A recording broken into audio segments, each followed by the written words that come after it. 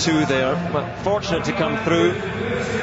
She has been very, very impressive this season, but in her first race in UK soil ran only 11:10 in the heats, came through as her fastest loser. There's Shelly-Ann Baptiste, very fast out in the second heat, eventually down in 4th. Again, she had to rely on her time to see her through. Straight past the space where Carmelita Jeter was supposed to be, and the woman who beat her to the gold medal here last August, Shelly-Ann FRASER-PRYCE. 10:77 in the heats, quickest in the world this year. Barbara Pierre alongside, 10:90 in the heats. That's actually the fastest by any of the Americans here, but she'll not be going to the World Championships in the individual 100 metres. She finished 5th in the US Championships. And there is Nigeria's Blessing Okagbare, 10:86 in the heats, off a very, very average start, to say the least. But my goodness, how she came through, beating the African record. Murielle AHOURE of the Ivory Coast, 3rd in the second heat, again below 11 seconds, 10:98 for Murielle AHOURE. And outside her, Kerron Stewart, the Jamaican champion, silver medalist in Beijing and the World Championships in Berlin a year after that. The umbrellas are up. There's a little bit of a breeze flitting around the stadium. No longer ideal conditions for sprinters, but what a standard we saw in the heats. Gardner in lane 2, Shelly-Ann Baptiste in 3. Now just Shelly-Ann FRASER-PRYCE in 5, no Jeter.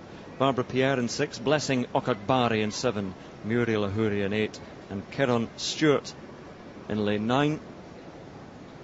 The final of the women's 100 metres.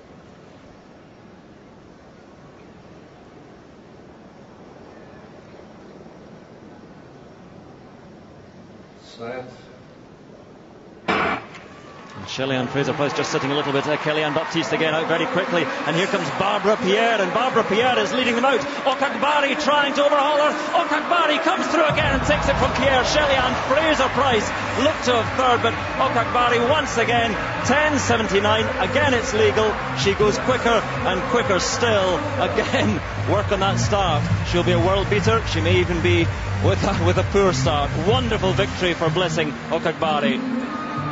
She's going to be very dangerous also in the long jump. Remember, she's gone over 7 meters this year, but her sprinting form has been so sensational this season.